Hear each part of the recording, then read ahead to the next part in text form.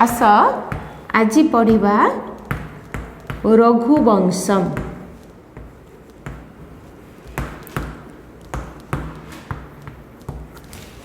रघुवंशम अर्थात रघुंकर वंश।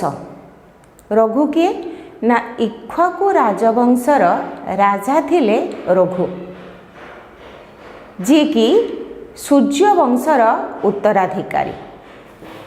सेथिरे रामचंद्र जन्म होइचंती, दशरथ जन्म होइचंती, अज जन्म होइचंती, किंतु एटी प्रश्न रघुको नारे काहेकि से वंशटा हैला रघुवंश। प्रथमे जेतेबेले राजा दिलीप थिले, दिलीपंकर पुत्र होउचंती रघु, रघुंको पुओ होउचंती अज, अजंको पुओ होउचंती दशरथ, दशरथंकर पुओ होउचंती रामचंद्र। तेणु रघुवंशरे राम तो भगवानंकर अवतार, किंतु रामंक नामरे रघुवंशम हेई नाही। कि तांकर बापा दशरथ सी मध्य प्रख्यात सम्राट थिले, किंतु तांक नामरे मध्य एही वंशर नामकरण हेई नाही। जी थिले दिलीप, तांक नारे मध्य नामकरण हेई नाही। हेइछि काहा नारे ना रघुंक नारे। काहेकि ना रघु समस्तक ठारू प्रख्यात सम्राट थिले, यशस्वी थिले, तेणु तांक नाम अनुसारे रघुवंश हेइछि। किए लिखिचंती ना लिखिचंती महाकवि कालिदास। तांकु मध्य कवि कुलगुरु कालिदास कुहा जाए। जदि संस्कृत इतिहास को सिंहावलोकन करिबा ताहले कालिदास मार्तंड तुल सभा पाउछंती। जेमिति मार्तंड कहले सूर्य, आकाशरे सूर्य उदय हेले चारिआडे प्रकाशित होइथाय, सेमिति संस्कृत साहित्यर मार्तंड परी अर्थात सूर्यंक परी प्रतिभात होउछंती कवि कुलगुरु कालिदास। तांकर नाटक होउछरी अभिज्ञान शाकुंतलम। आमे दशम श्रेणी रे पढ़िथिलु शिशु वात्सल्यम, जेटा कि अभिज्ञान शाकुंतलम रु आसीची। आ एटा किंतु महाकाव्य। रघुवंश होची महाकाव्य। महाकाव्य काहाकू कहा जाए ना सेथिरे संपूर्ण कथाटी आलोचना हेतिबो, केतेगुड़िक सर्ग थिबो। सर्ग कहले अध्याय, रघुवंश मध्य महाकाव्य रे अंतर्भुक्त। कुमार संभवम मध्य तांकर गोटे महाकाव्य। कुमार संभवम से कार्तिकंकर जन्म वृत्तांत कथा लिखिछंती। रघुवंश रघुवंशर कथा लिखिकी अर्थात आरंभ करिछंती राजा दिलीपंक ठारू। जदि आमे रघुवंश महाकाव्यर पढ़िबा ताले राजा दिलीपंकर चरित ठारू आरंभ होइछि। आमर द्वितीय वर्षर जेतेक विषय अछि रघुवंश टिके कष्ट अछि, ताकू तुमे मन देके पढ़िबो। तेणु मु जहा जहा कहूची ताहा संपूर्ण भावरे मनरे रखिबो ना। रघुवंशम रो जो प्रथम अध्याय आरंभ होइछि, मु आगे तार स्केलेटन कहि दउची जे प्रथम अध्याय जे आरंभ होइछि से प्रथम अध्याय रे श्लोक गुडी करे से कौन करिचंती ना मंगलाचरण गान करिचंती। मंगलाचरण कौन ना कौनसी काव्य आरंभ कला बेले ताहा संपूर्ण निर्विघ्न रे समाप्त हेउ, सेथिपाई देवतांको स्तुति करा जाए। अर्थात आमे यदि कौनसी विषय रे आमे आलोचना करिबा, धर आमे गोटे आमर नृत्य क्षेत्र में नवा ओडिसी नृत्य से आम जाचु जे होची सेठी मंगलाचरण अच्छी, अभिनय अच्छी, पल्लवी अच्छी, सेमिति एठी मध्य मंगलाचरण अच्छी। काहींकि मंगलाचरण ना आमर जे इष्ट देव से इष्ट देव को प्रार्थना करी आमे होची आरंभ करिबा। एठारे कालिदासंकर इष्ट देव होचंती शिव, से शैव भक्त, तेणु से प्रथम श्लोक रे शिवंकर अर्धनारीश्वर रूप को प्रार्थना करिछंती। शिवंकर अर्धनारीश्वर रूप कहिले पार्वती आउ शिवंकर मिश्रण रे जो रूपटा सेटा होची अर्धनारीश्वर, नारी युक्त ईश्वर नारीश्वर, नारी कहिले पार्वती, ईश्वर कहिले शिव, तेणु अर्ध नारी आउ अर्ध ईश्वर, से अर्ध नारीश्वरंकर रूप को प्रार्थना करिछंती। रघुवंशम एटा होची तमर प्रथम सर्गरु केतटी 30 श्लोक आसीची। तेणु प्रथम श्लोक रे मंगलाचरण रे से कौन करिछंती ना शिवंकर अर्धनारीश्वर को स्तुति करिछंती। द्वितीय श्लोकरु से कौन करिछंती ना निजर कथा से कहिछंती। कौन ना से होछंती मूढ़, निज को न्यून कहिछंती, से होछंती मूढ़, से जानी नांती किपरि रचना करिबा को हबो। काहेकि ना रघुवंशर कथाटी बहुत बड़, किंतु सी रचना करिबा को आगभर होइछंती काहेकि ना पूर्वसूरी मानकर प्रेरणा रे। पूर्वसूरी किए ना पूर्वसूरी की कहिले रामायणर कथा जो माने लेखि जाइछंती। रामायणर कथा, रामायणर रचयिता किए ना वाल्मीकि। सेमिति अन्य भाषा गुड़िकर रचयिता कंब रामायण कुह जो जो भाषा रे जो स्टेट रे सब स्टेट रे तो रामायण रचना हेछि ना। तेणु सेई रचना रामायण रचना जे हेछि सेई पूर्वसूरी माने जहा जहा रचना करी जाइछंती तांको आधार करी कालिदास लेखिबा को आगभर हेउछंती। सेठारे निजको कहिछंती जेपरी गोटे घरर प्रवेश करने को हेले ताहार द्वार दे जीवा को हुए, सेमिति रघुवंश गोटे विराट बड़ प्रासाद, ताहार प्रासादर द्वार देश किए ना एई पूर्वसूरी माने। तेणु पूर्वसूरी माने जो द्वार कर दे जाइछंती मते सेठी जीवा को सुविधा हबो। से द्वार दे मु कौन करी ना सेठा को जाई पारि, से ये को मु प्रवेश करी पारिबी। एही परि भाबरे से निजको कहिछंती। द्वितीय रे कहिछंती मु निश्चित पारिबी, हैला मु निश्चित पारिबी, मु निश्चित पारिबी। काहे कि ना मु मोर ज्ञानर भेलारे, मोर ज्ञानर भेलारे मु निश्चित पारिबी। सागर रघुवंशर राजा माने केते महान, तांकर वंश समुद्र परी। जेमिति समुद्र पारिबा को हेले मूढ़ व्यक्तिटी भेड़ार आश्रय नहीं थाए, मु मध्य से परी भेड़ार आश्रय नहीं एही वंश को पारी हे जीवी। निज उपरे से विश्वास रखिछंती। जेते बड़ से निज को तुलना करी कहउछंती कोठी सूर्य वंशर राजा माने कोठी मु अधम कवि, मो पाखरे शब्दर भंडार नाही, किंतु मु पारिबी। काहेकि मोर इष्टदेवंकर आशीर्वाद रही। दुईटीर तुलना बहुत हेले मध्य मु निश्चित करि पारिबी।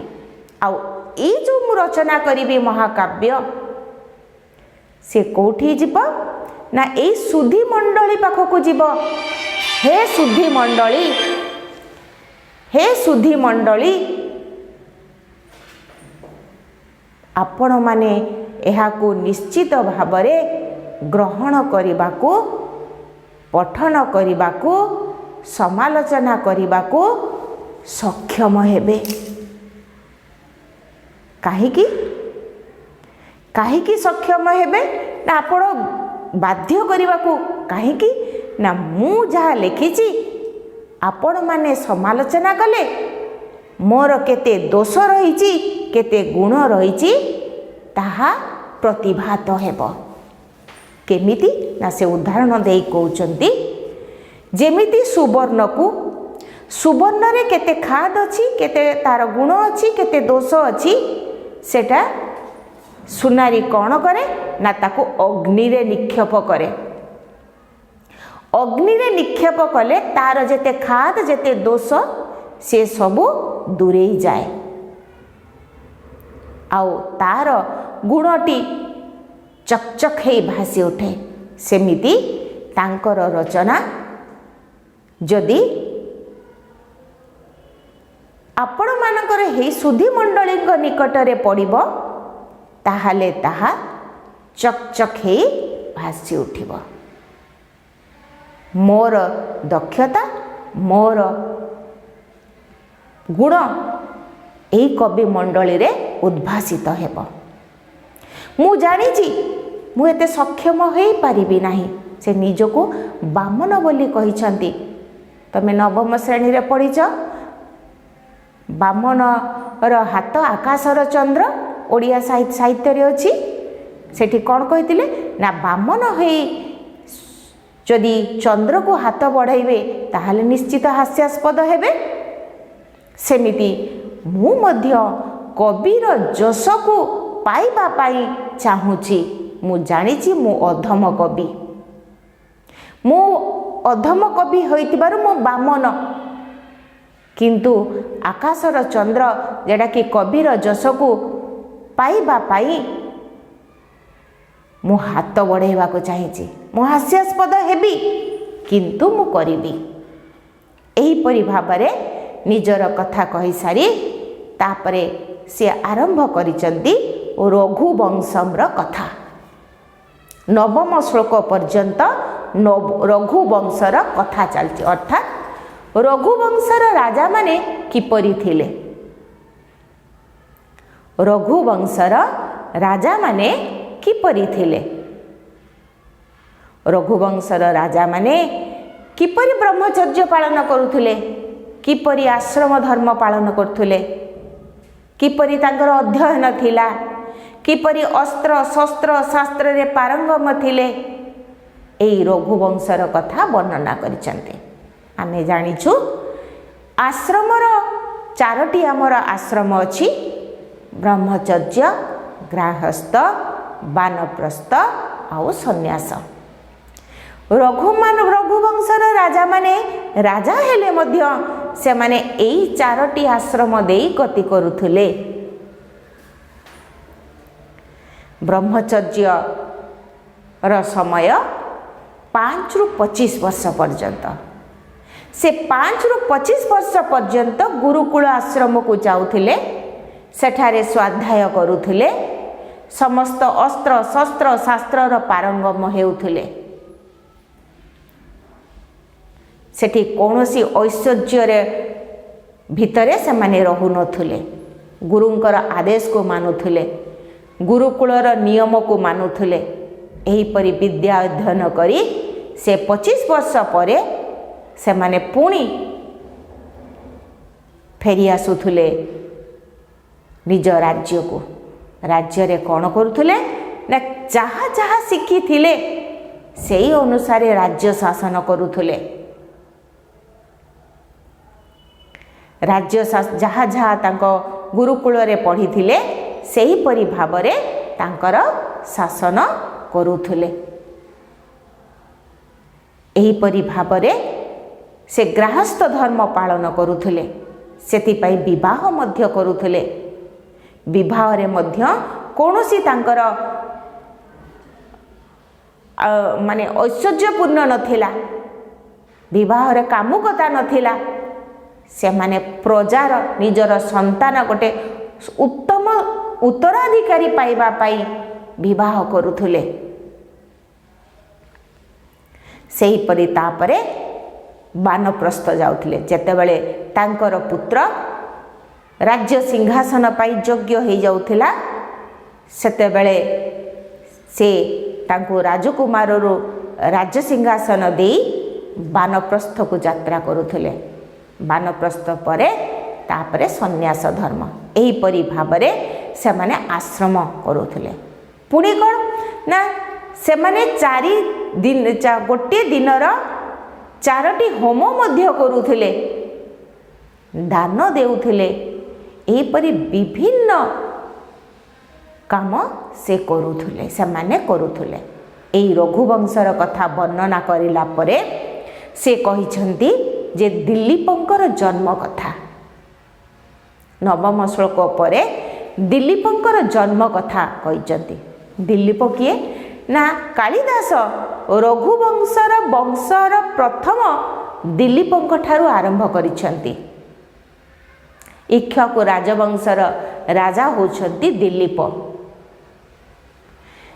से जेतेबेले जन्म हेले कालिदास कि सुंदर भावरे वर्णना करिसंती। जेमिति समुद्र मंथनरु चंद्र जात होइछंती, सेमिति रघुवंशरु दिलीप जात हेले, इंदु परि जात हेले। इंदु माने चंद्र, चंद्र परि जात हेले। चंद्र जेपरि क्षीर समुद्र उत्पन्न होइछे, समग्र पृथ्वी को अंधारु आलोक आड़ को नहीं जाइछंती, सेपरि रघुवंशरे दिलीप जन्म होई रघुवंशर उत्तराधिकारी रघुवंश को निजर परिचय देइछंती। तांकर राणी होचंती सुदक्षिणा। दिलीप मध्य तापरे हमर प्रश्न पड़िबो दिलीपंकर शासन प्रणाली किपरि थिला। एठी तुमको लिखिबा को हबो जे तांकर शासन प्रणाली किपरि दोतला। गोटे राजार होउची 4टी नियम, साम, दान, दंड, भेद। राजा दिलीप मध्य एई 4टी धर्म को पालन करुथिले। साम कोन ना कौनसी जिनिस को विभागीकरण करिबा, से समय हो से लोक मानक भितरे हो। अर्थात राजा गोटे दिवसर समय को से विभागीकरण करुथिले। तेणु एते बड़ राज्यर से सम्राट हो पारिथिले। पुणी कौन से कौ योग्य लोक से मानक नियुक्ति करुथिले। तांको मंत्री पदरे किए योग्य हबो, किए सेनापति पदरे किए योग्य हबो, किए सामंत पदरे योग्य हबो। एइटा ही गोटे राज्य शासनर भाइटाल पॉइंट। जदि योग्य व्यक्ति को योग्य स्थान दिया न जाए ताहले काली की आ राज्य रहिबो नाही। तेणु से योग्य व्यक्ति को योग्य स्थान देउथिले। तापरे दान, से दान मध्य करुथिले। किपरि ना जे प्रार्थी अछि, जे दान चाहूची, अपात्र रे केबे दान करुनथिले, पात्र देखि दान करुथिले। दान करि सारिला परे सेथिरे से लोभ रखुनथिले। देखुथिले जे प्रार्थी अछि, दान ग्रहण करिवार प्रार्थी अछि, से कोन चाहूची तार कामना को से पूर्ण करुथिले। साम, दान, दंड। दंड देवा मध्य गोटे राजार प्रथम प्रधान कर्तव्य। विचारशीलता नहीं राजा दंड देव। से देखिबो कहार किपरि भावरे दोष करिछि किपरि भाबरे से दोष करिछि को दोष अनुसार किपरि दंड पाइब जहाँकि रघुवंश माने सेथिरे जस्टिफाई होउतले एपरि दंड होउतले दंड देवा समय से पातर अंतर करुनथुले कवि कालिदास की सुंदर भावरे वर्णना करिसंती से कहिसंती जदि निज लोकटी विद्रोह करुथुला राज्य शासन विरुद्ध रे विद्रोह करुथुला ताकु से संगे संगे त्याग करू देउथिले जदि शत्रु लोकटी राज्यर मंगल करुथुला ताहले ताकु से ग्रहण करुथुले केते सुंदर कथा जदि निज लोकटी राज्यर विद्रोह करुथाए ताकु से कौन करथिले ना ताकु दंड देउथिले कहिबार अर्थ ना जेपरी गोटे रोगी तार रोग हेले से औषध खाई निजर औषध को भल करे एवं गोटे लोक जदि कौनसी आंगुली को गोटे सर्प दंशन करे से सर्पर विष ता शरीर रे प्रभाव हेबा पूर्वरु से अंगुली को छेदन करिथाय सेही परि दिलीप थिले अर्थात राजा दिलीप कौन करुथुले ना जेते बेले राज्यर कौनसी समस्या देखा होउथाय जेते बेले कहार परामर्श नेबार अछि शत्रु लोकटी जदि राज्यर मंगल कामना करी परामर्श देउथाय ताकु से ग्रहण करुथुले काहेकि से सिना तांकर शत्रु किंतु राजार मंगल करुछि राज्यर मंगल करुछि सेतिपाई तार परामर्श तार उपदेश को से ग्रहण करथुले केमिति ना जेमिति आमे माने रोग को विनाश करिया पई बाहरर औषधटी पिता हेले मध्य आमे ताकू ग्रहण करू आम निजर शरीर को रक्षा करने को जाई बाहरर औषधटी को आमे जेपरि निज शरीरर उपशम पाई आमे जेपरि ग्रहण करू सेपरि सी मध्य राजा दिलीप मध्य राज्यर मंगल निमंते शत्रु हेले मध्य तांकर उपदेश को ग्रहण करुथिले पुनश्च से कहिसंती निजर लोक जदि राज्यर शत्रुता काम करुथाए से ताकू कौन करथुले ना ताकू दंड देउथुले केमिति ना आमर आंगुली होची आम निजर आम शरीरर गोटे अंग से अंग को जदि गोटे सर्प दंशन कला ताहले कौन हम ना पूरा शरीर रे प्रभाव पड़ी जीवो विष चरी जीवो पूरा शरीर को नष्ट करदेव तेणु ता अपेक्षा आंगुली को कर्तन करी बाहर करदेवा उचित सही परी भावरे राजा दिलीप अंगुली को दंशन सर्प दंशन अंगुली परी विद्रोह करुवा निज लोक को दंड देउथिले बा बहिष्कार करि दउथिले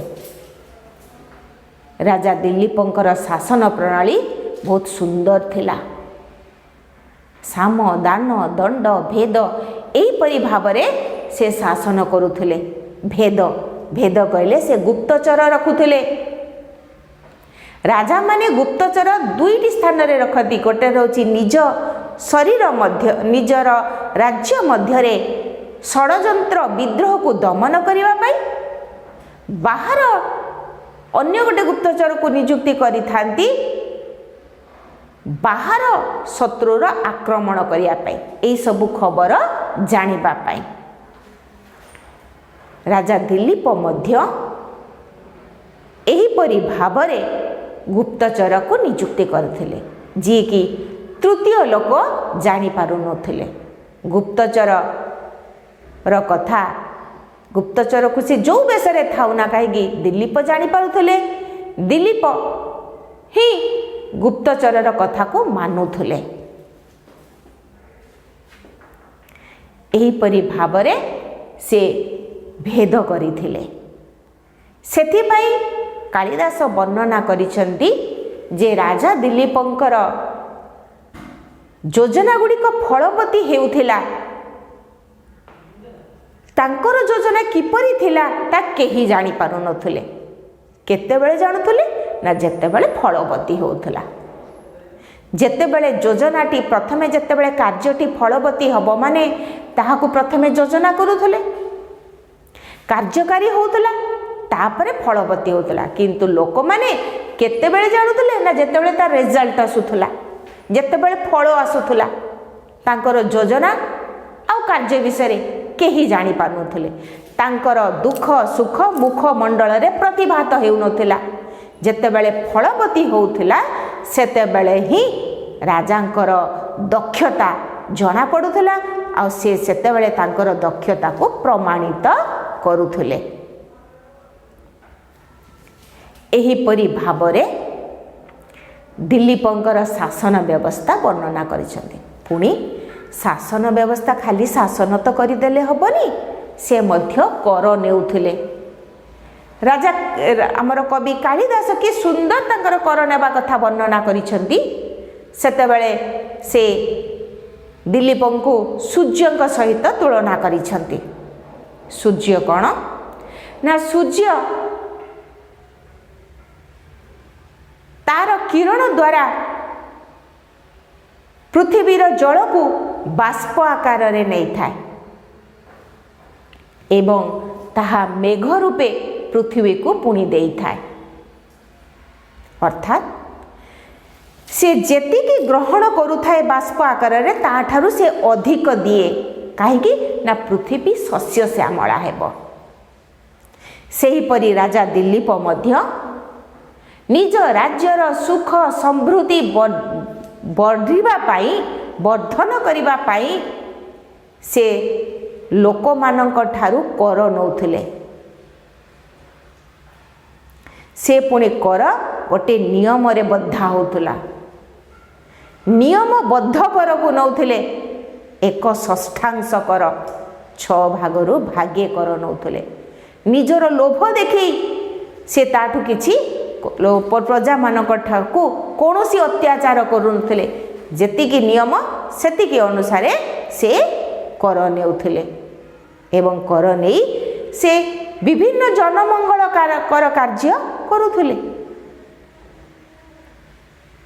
जनमंगल कार्यकारी से कर रे से और जहाँ किछि अल्प नौथिले अधिकता परिमाण रे दौथिले। जेमिति सूर्य बाष्पीभूत जल को नहीं अत्यधिक मेघ आकार रे ढालिबा। एहीपरि भावरे से सूर्यंक सांगरे तुलना करिसेंती। इंद्रक सांगरे मध्य तुलना करिसेंती। काहेकि ना इंद्र होउछंती स्वर्गर राजा, राजा दिलीप होउछंती पृथ्वीर राजा। पृथ्वीर राजा दिलीप कौन ना सी शशागर धरा राज्य को शासन करुथिले। तांकर राज्य शासनर सागर पर्यंत विस्तृत थिला। कवि कालिदास केते सुंदर वर्णना करिसेंती। से कहिसेंती जे तांकर राज्य परीक्षी तुल्य थिला। तमे परीक्षी जानिछ? परीक्षी कहले राजा माने जो दुर्ग तैयारी करथिले से दुर्ग चारिपटे गोटे केनाल टाइप रो करुथिले। तमे नंदनकानन जाइथिबो।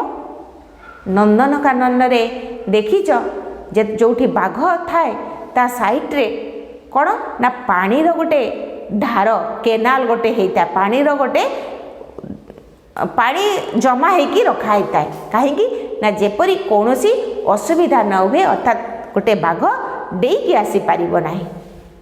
सेमिति कोनोसी शत्रु राज्य राजा दिलीपंकर शासन को आसी पार नथिले, राज्य को आसी पार नथिले। काहेकि ना तांकर परीक्षी थिला समुद्र अर्थात से शशागर धरा राज्य को शासन करुथिले।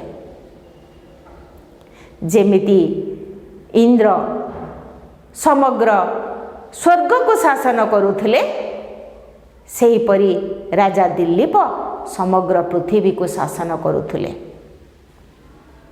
किंतु दी जनकर विनिमय चलीथिला कौन? इंद्र किछि दौथिले ता बदल रे दिलीप मध्य दौथिले।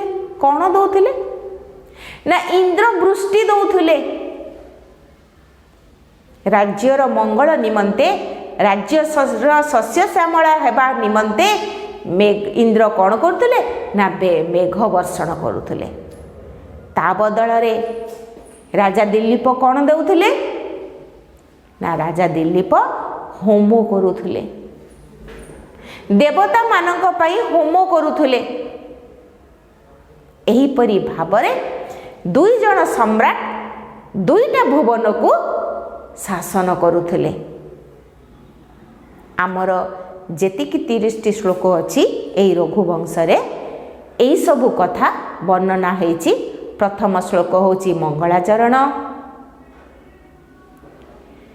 द्वितीय तृतीय चतुर्थ तांकर कथा वर्णना करिसंती। किपरि बामन हेई किपरि कोठी किपरि भड़ा हेई हे किपरि एमिति से पारी हेबे। तापरे नवम श्लोक पर्यंत से रघुवंशर समस्त राजा मानकर चरित्र कथा वर्णना करिसंती। दशम श्लोकरू दिलीपंकर 12-13 पर्यंत दिलीपंकर शारीरिक वर्णना करिसंती। तांको शरीर किपरि थिला, से क्षत्र धर्मर परिचय थिले।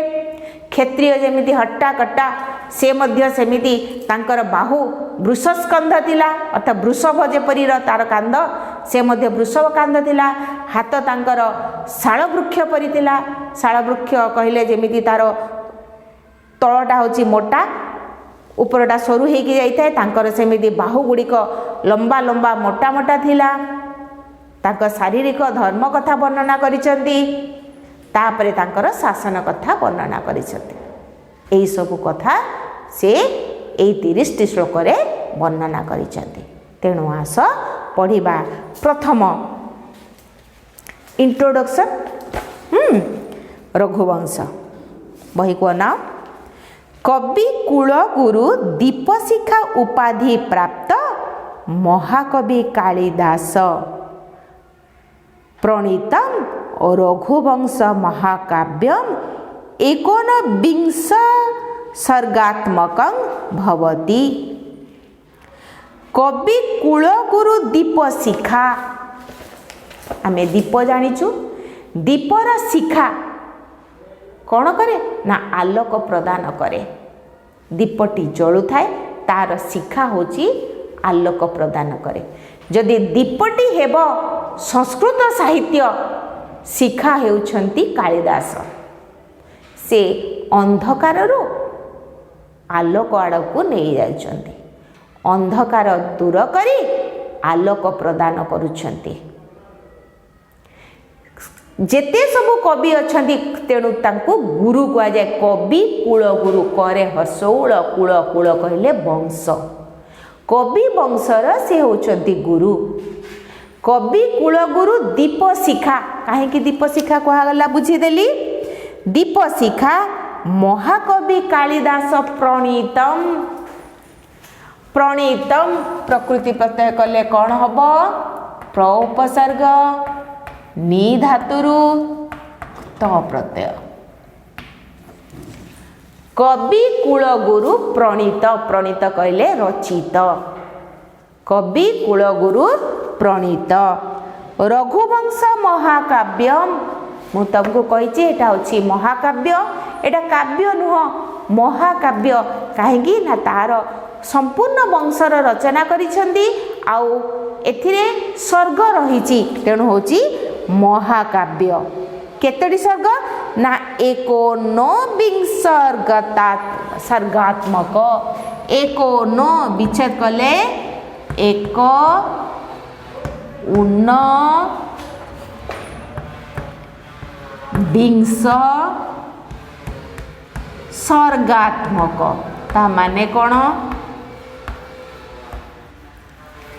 विंश कहले 20 एक उन कहले कम ताले 19 कहले 19 सर्ग कहले अध्याय हेला 19 सर्गात्मक भवति। प्रथम सर्गे 95 श्लोकाः सन्ति। प्रथम सर्गे 19 सर्गरु प्रथम सर्गरे 95 कहले कौन ना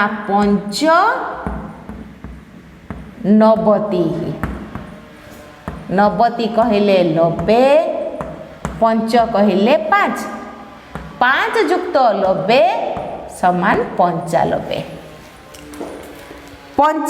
श्लोक अच्छी है किंतु तुमर केतोटी श्लोक दिखाई परंतु रघुवंशस्य परिचय दिलीपस्य शासनं च अवलंब्य रचिता 30 श्लोकाः अत्र संगृहीता। 30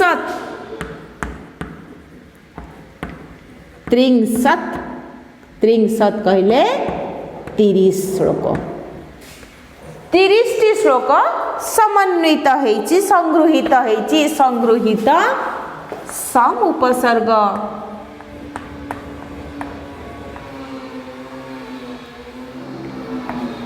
ग्रह धातुरु तो प्रत्यय हैला संगृहीत होईची परंतु रघुवंशस्य परिचय रघुवंशर परिचय दिलीपस्य शासनं च ओ दिलीपंकर शासन अवलंब्य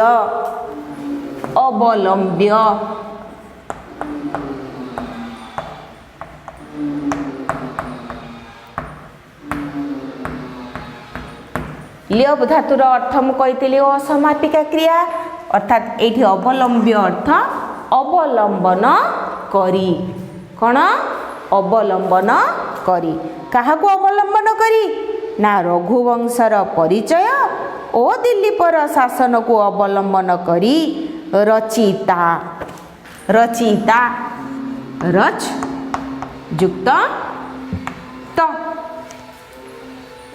रचित होइथिबा 30 श्लोकाः 3टी श्लोक एठारे संगृहीत होइछि। बहुत गुड़िक कथा अच्छी 95टी श्लोक प्रथम सर्गर 95टी श्लोक तुम एटा प्रथम सर्गर आसी किंतु 95 रु 30टी श्लोक दिखाई कौन वर्णना है केवल दिलीपंकर परिचय आ रघुवंशर परिचय वर्णना है तेणु प्रथम श्लोक आस पढ़िबा। बागार्थविव संपृक्तौ बागार्थ प्रतिपत्तये जगतः पितरो वंदे पार्वती परमेश्वरो। केते सुंदर कथा कहै बागार्थ विव विच्छेद कले कौन हम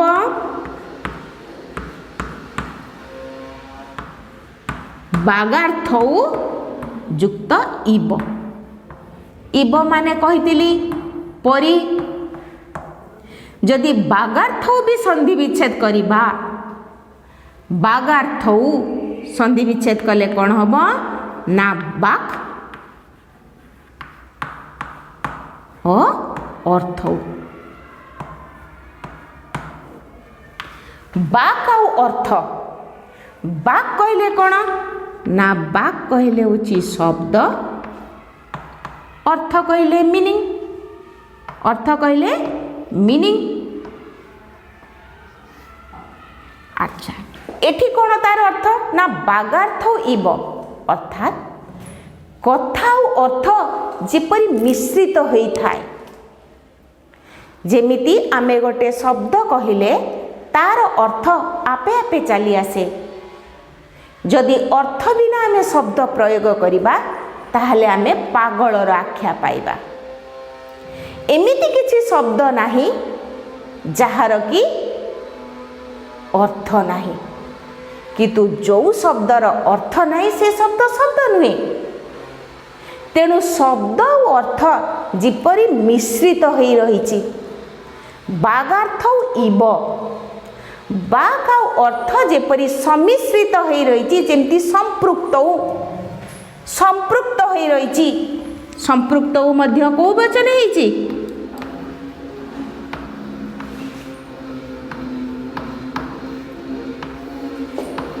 प्रथमा दुई वचन ताहले कार विशेषण बाक और अर्थर विशेषण तेणु बाक और अर्थ जिपरि संपृक्त होई रहिछि जोड़ी होई रहिछि मिलित होई रहिछि मिश्रित होई रहिछि अर्थात बाक कहले अर्थर आगम हुए बिना अर्थरे शब्द शब्द नुहे तेणु बागार्थ संपृक्त बागार्थ प्रतिपत्तये कौन पाई संपृक्त होई रहिछि ना प्रतिपत्तये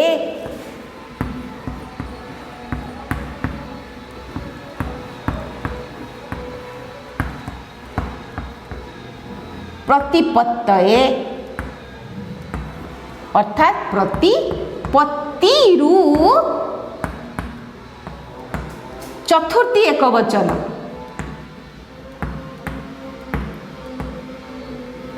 चतुर्थी एक वचन है जे बागार्थ प्रतिपत्तये अर्थात बाग आउ अर्थर प्रतिपत्तन पाई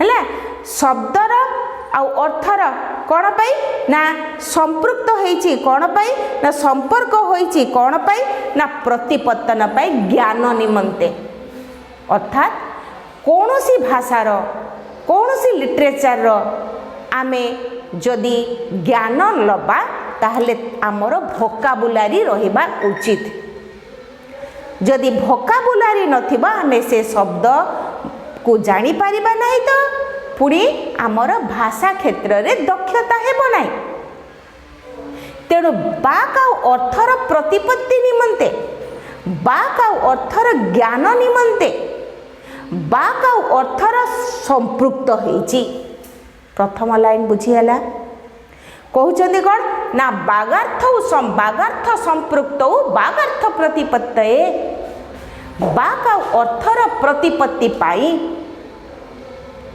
बाक आउ अर्थर ज्ञान पाई बागार्थ संपृक्त जेमती बाक आउ अर्थ संपृक्त होइछि मिलित होइछि सेही परि किए मिलित होइछन्ति ना जगत पितरौ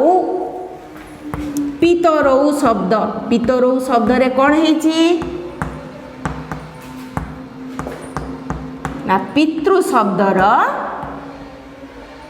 प्रथमा दुई वचन तो पितृ शब्दर दुई वचन हो गले क्या बुझेब आम समास जानिचु द्वंद्व समास कौन पिता च माता च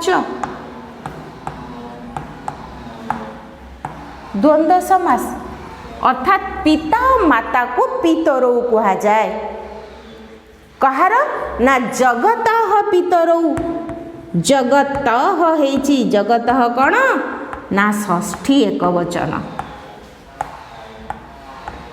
जगत शब्द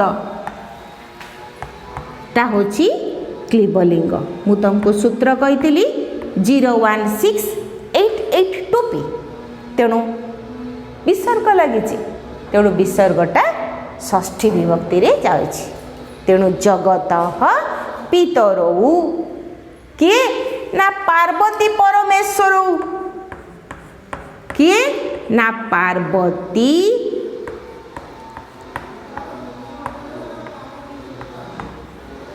परमेश्वर एठी मध्य दुई जन अछंती आगे पार्वती ना रही तापरे परमेश्वर ना रही एठी अर्धनारीश्वर कथा कहा जाउछि पार्वती परमेश्वर जेतेबेले आमे उच्चारण करिबा आमे उच्चारण करू लक्ष्मी नारायण आगे मांकर ना आसे आगे मां को सम्मान दिया जाए लक्ष्मी नारायण उमा शिव ये सबू आगे मां को ना आसे तापरे होची भगवानंकर ना आसे सेमिति एठी मध्य कहैछि जे पार्वती परमेश्वर जगत पितरौ पार्वती परमेश्वर कौन करुची ना वंदे वंदे वंदेर अर्थ होची मु वंदना करुची। उत्तम पुरुष एक वचन हेछि तेणु किए कहूची ना तार कर्ता होउचंदी मु तार कर्ता हेउची मु अर्थात कालिदास निजे कहउचंदी मु वंदना करुची। एटा होची मंगलाचरण श्लोक। मु तुमको मंगलाचरण कहितली जे से तांको इष्ट देव को प्रार्थना करचंदी। एठी होचंदी शिव तांकर इष्ट देव तेणु शिव इष्ट देव होइथिबारु से तांको प्रार्थना करचंदी। पार्वती परमेश्वर को प्रार्थना करुचंती केमिति किए से ना जगत पितरौ जगतर जे पिता माता पार्वती परमेश्वर को वंदना करुछंती। किपरि केमने ना बागार्थ भी व संपृक्त बाक अर्थ जेमती संपृक्त होता है कौन पाई ना बाक अर्थ प्रतिपत्तये शब्द अर्थर ज्ञान निमंते बाक अर्थ जेपरी संपृक्त होता है सही परि भावरे जगतर पिता माता पार्वती परमेश्वर को मु वंदना करुछि मु प्रणाम करुछि। काहेकि ना मोर एई कार्यटे निर्विघ्न रे समापन हेउ कौनसी बाधा विघ्न न आसु। रचना कला समय रे मो निकटरे सरस्वती थांतु मोर शब्द भंडार रे मोर मन को मोर हृदय को शब्द रे परिपूर्ण करि दियंतु। बिना शब्द रे मु रचना ही करि पारिबि नाही। भावना थिबो किंतु शब्दर ज्ञान रहिबो कोउति पाई ना रहिले मु हे पार्वती परमेश्वर मते एही शक्ति दियो मोर शब्द भंडारटी पूर्ण होइथाउ। सेई शब्द भंडार पूर्ण हेले ही मु कोन करि पारिबि ना संपूर्ण काव्य को निर्विघ्न रे समापन करि पारिबि। कौनसी बाधा मो पाई आसीबो नाही। से भौतिक बाधा हो किंबा ज्ञानर बाधा हो से बाधा मध्य आसीबो नाही। एही परि भाबरे मु समापन करि पारिबि। तेणु एही श्लोक को कोन हेछि ना होछि मंगलाचरण श्लोक कुहा जाय। अन्वय देखिबा बागार्थौ इव संपृक्तौ जगतः पितरौ पार्वती परमेश्वरौ बागार्थ प्रतिपत्ते वंदे। से कहते बागार्थ इव संपृक्त बाग अर्थ संपृक्त हेला परी जगत पितरौ पार्वती परमेश्वर जगतर पिता माता पार्वती परमेश्वर बागार्थ प्रतिपत्ते बाग अर्थर प्रतिपत्ति पाई ज्ञान पाई अभिवादे मु तांको वंदना करुछि। सरलार्थरे केते सुंदर कथा कुआइछि जे शब्दार्थ यो संबंध नित्य। कहते शब्द और अर्थर सरलार्थर सेकेंड पारा देख शब्द और अर्थर संबंध होचति नित्य ताकू के भांगी पारिबेनी। तमे गाई को गाई बोली कहीदेले ता सांगे सांग चले जोटा कि प्रातिपादिक शब्द कहा जाए। बिना अर्थरे प्रातिपादिक शब्द शब्द नुहे। तेणु शब्द और अर्थर संबंध नित्य अटे। शब्द बिना अर्थस्य अर्थ बिना शब्दस्य ज्ञानम असंभवम। शब्द बिना अर्थर अर्थ बिना शब्दर ज्ञान असंभव अटे। जगतः माता पार्वती पिता शिव एतत् नित्य संबंधेन संबंधित। सेही परि भावरे जगतर माता पार्वती पिता शिव एतत् नित्य संबंधेन संबंधित। एहीपरि नित्य संबंधरे संबंधित अटंती। माता पार्वती सकल शब्दानां अधिष्ठात्री देवी। माता पार्वती सकल शब्दर अधिष्ठात्री देवी अटंती। महादेवस्तु अर्थ जगत अधीश्वर। महादेव अर्थ जगतर अधीश्वर अर्थात पार्वती को से कौन करचंदी ना शब्द बोली कहिचंदी एवं अर्थ कहिचंदी शिव को। अर्थात शब्द सहित पार्वती तुलना और अर्थ सहित शिवंकर तुलना। अखिल ब्रह्मांडस्य मूलम होची शब्द। अखंड ब्रह्मांडर मूल होची शब्द तेणु शास्त्रेषु अयं शब्द ब्रह्म इति कथित शास्त्र रे तेणु कहा जाए शब्द ब्रह्म नाद ब्रह्म ओंकार एमती कहा जाय थाए। पार्वती तत् शब्द ब्रह्म स्वरूपिणी बागदेवी पार्वती कौन ना से ही स्वरूपिणी बागदेवी अटंती बागदेवी सरस्वती आम कही जाचु जी पार्वती सी सरस्वती सी होती काली अर्थात ह्रीं क्लीं श्रीं ये तीन जन को गोटे ये दि जाए तेणु पार्वती तत्शब्द ब्रह्म स्वरूपिणी बागदेवी विश्वमिदं शब्द ब्रह्मण विवर्तन मात्र यही विश्वटी शब्द ब्रह्मर विवर्तन मात्र अटे। महेश्वर तद धारयति महेश्वर तांको धारण करिसंती उमा महेश्वर सूक्ष्म स्थूल व्यक्त अव्यक्त शब्द अर्थ प्रकृति पुरुष इति एतत् सर्व दैत्य चेतनाया प्रतीकम केते सुंदर कथा कहैछि जे उमा महेश्वर मु तुमको कहि आगे मां का ना निया जाए तापर भगवान का ना निया जाए सेमिति एठी देख कहैछि उमा महेश्वर आ सूक्ष्म स्थूल उमा महेश्वर जेमती संपृक्त सूक्ष्म जगत जेमती स्थूल जगत आसी अर्थात जेतेबेले सृष्टि चक्र हैला आगे सूक्ष्म स्थूल जगत को आसिला तेणु सूक्ष्म और स्थूल व्यक्त अव्यक्त व्यक्त कहले भगवान भी जे व्यक्त होई थांती एई संसारटी अव्यक्त भाव में रही शब्द अर्थ आ प्रकृति पुरुष प्रकृति मध्य रचना सृष्टि रचना रे आगे ही प्रकृति आ पुरुष दुई जन ही सृष्टि करिसंती इति एतत् सर्व द्वैत चेतना द्वैत कहले दुईटी चेतनार प्रतीक अटंती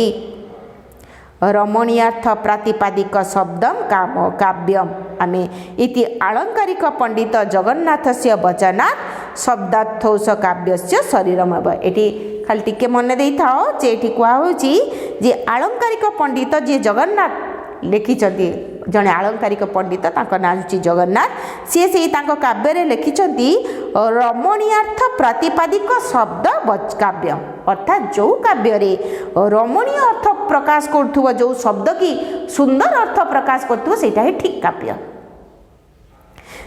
इति वचनात् शब्दार्थ काव्यस्य शरीरम एथुरु आमे जानिचु गोटे काव्यर शरीर होची शब्द अर्थ अतः काव्य सर्जनादो एणु काव्य सर्जना आदो काव्य सर्जना प्रथम रे शब्दार्थ ज्ञान प्रयोजनम सर्वस्वीकृतम सबुठारु आगरे ही शब्दार्थ ज्ञान रहिबा आवश्यक अर्थात जदि जने मु तुमको कहिछि जदि जनकर भोकाबुलारी नथिबो शब्द ज्ञान नथिबो ताले से भाषार पांडित्य लाभ करि परिबो नाही जेमति ओडिया साहित्य रे आमर भंज तांकर शब्द गुड़िक बहुत ओजनदार सेमिति भाबरे तांकर पांडित्य मध्य प्रकाशित होता है तेणु शब्दार्थ ज्ञानर आवश्यकता रही तस्मात् तत् शब्दार्थ ज्ञानाय काव्यारंभे शब्दार्थ इव नियतं संबोधित गौरीहरौ कवि कालिदास स्तौति